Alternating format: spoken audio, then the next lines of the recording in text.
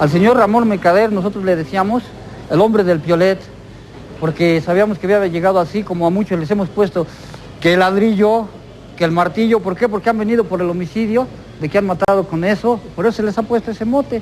El señor Ramón Mercader a mí me ayudó mucho, y a muchos nos ayudó, como ahora todavía existe la gente que ayuda al amolado, todavía existe en la pensión. Llegué a México y fue algo increíble porque yo aquí tenía muy poco trabajo por todas las cosas que habían sucedido después de la guerra, toda mi familia, y estábamos, pues, éramos todos rojos. Qué simpática es. Merece haber triunfado. ¿Nos vamos ya? ¿Cuándo nos vemos otro día? Déjeme tiempo para preparar otra mentira en mi casa. Ahora lo puedo decir porque ya no lo soy, pero era una mujer que tiraba de espaldas, te caías de espaldas, de culo, como vulgarmente se dice. Entonces decían, bueno, ¿cómo puede venir una chica así de Franco? Está viene aquí a sonsacarnos algo, viene de espía, viene de algo, porque no es normal, porque como esta mujer, esta chica, tal y cual. Bueno, y empecé a conocer gente española refugiada allí. Conocí a León Felipe, a Juan Plaza, a Renau, o sea, a Prieto, el pintor. Conocí a muchísima gente. Fui con Juan Plaza a la cárcel y vimos a Ramón. Es cuando yo conocí a Ramón Mercader. Mi papá admiraba mucho a Sarita, mucho, mucho. No había película que pasara en Moscú que mi papá no viera. A mí me encantaba imitarla de niña, sin saber que se habían conocido.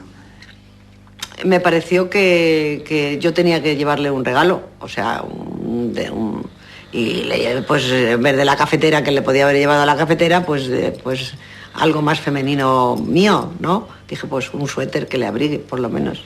Mercader tenía un negocio muy bien montado de construcción de cajas de... Esas cajas de madera que se daban entonces para los aparatos de radio, ¿no? Y trabajaban explotados un montón de presos. El señor Ramón Mercader, pues yo no puedo decir que era peligroso ni malo aquí. Era una gente que se la llevaba tranquilo y todo.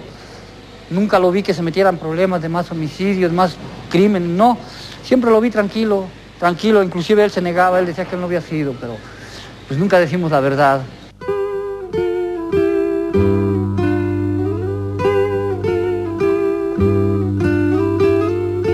Un señor que mata a Trotsky dice que es un trotskista decepcionado. Lógicamente, antes de que se pueda descubrir nada, tenían que haberlo liquidado, y en la PENI, en la penitenciaría de México, eso era una cuestión de 500 o 1000 pesos, vaya, no era ningún problema. Mi madre continuamente, hasta el 44 que salió de la URSS, estaba siempre nerviosa y furiosa porque no se hacía nada por Ramón. Y ella no dejaba tranquila a nadie en la URSS, hasta el propio Stalin no le dejaba tranquilo. El plan era inyectar a Ramón Mercader pues alguna sustancia para sacarlo a la enfermería y de ahí en consecuencia a la calle. Ahora, a Caridad Mercader se dio la instrucción de no venir a México. Ella se fue a liberar a Ramón de la cárcel.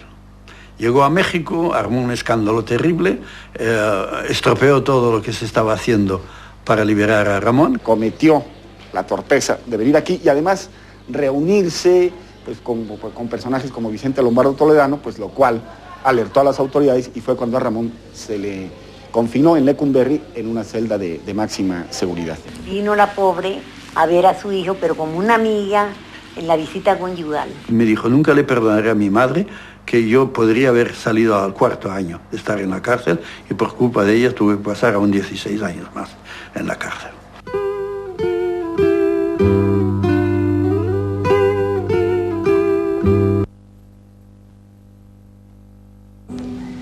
Había etapas muy tristes de él. Digo, es una cárcel de 20 años, no cualquiera la pasa tan fácilmente. En mi madre, un día de visita, un domingo, el novio que tuvo se había peleado con él y dijo, pues voy a ir a visitar a mi cuñado. Y ahí conoció a mi papá. Un día de visita, que me visitaban a mí unas amigas, una de ellas conocía muy bien a la que entonces iba a ser su mujer, a Roquelia Mendoza. Era una bailarina, ella había sido bailarina solamente, y era hijo de militares mexicanos. A mi papá le agradó, parece que una discusión, porque papá le preguntó, bueno, ¿y usted qué es? ¿Le va a los germanos o le va a los aliados? Y mi mamá le dijo que a los germanos, por darle en la torre a mi papá. Y a mi papá le encantaba pelear. Los periodistas en esa época tenían derecho a picaporte, que decían, entraban por todas partes. Yo entraba en la Penny y veía a la gente de la Penny con toda tranquilidad. El día que Gorkin tuvo ya las pruebas de que Mornar era Ramón Mercader, me lo explicó, me dio unas fotocopias y yo lo publiqué en Excelsior. Víctor Alba, que es un escritor que ha publicado mucha cosa aquí, él intentó ir a la cárcel y lo vio y se enfrentó con él. Y le dije, Ramón Mercader, en catalán le habló. ¿Qué? ¿Cómo ha ido? Dijo, ¿cómo ha ido todo esto? Y él me mira y me dice, ves a la merda. Y nada más, y lo echó. Probablemente eso que siempre se vio como un pequeño héroe de la defensa del paraíso futuro, ¿no? La manera misma en que penetra en la casa de Trotsky, el engaño, la burla de la confianza, lo inhabilitan como figura heroica, incluso para los más sectarios, para los más dogmáticos. Mercader nunca fue ni siquiera un esbozo de héroe. Siempre fue un asesino por las buenas razones, pero un asesino en primer término. No. Nunca me habían dicho que había sido un asesino. Que había matado a Trotsky, sí. Que había matado a Trotsky, que lo había matado. Hombre, es un asesinato. Claro, desde el punto de vista del derecho penal, él era un asesino. Es como el que va a la guerra. ¿Cuántos matan los soldados y no los juzgan como asesinos? Al contrario, les dan medallas y son héroes, ¿no? ¿Por qué? Porque están cumpliendo una visión de un Estado. A mí me parece un homicidio, una violación, un robo común y corriente, porque está existiendo en el mundo y siempre ha existido. El robo, el homicidio, todo, porque unos lo hacemos por necesidad, otros por gusto, pero para juzgar, nada más Dios perdona porque el juez nunca. Era más fácil con dinero, con mujeres que iban a verlo, con Roquelia, etcétera, sabiendo que su madre lo protegía y que él protegía a su madre. Todo eso lo hacía más fácil. Pero en fin, no era solo eso. Era esa mezcla de patriotismo y espíritu religioso. Eso es muy fuerte. Era orgullosamente comunista y siempre lo fue. Él decía que todos los comunistas tenían la obligación de defender la patria de los comunistas, que es la Unión Soviética. Caridad para ellos era una persona implicada en lo que ahora llamaríamos el trabajo sucio, las cloacas del movimiento comunista, y en cambio nosotros no quería llegar a las cloacas, quería moverse en la superficie dirigiendo una revolución bajo la luz del día, ¿no?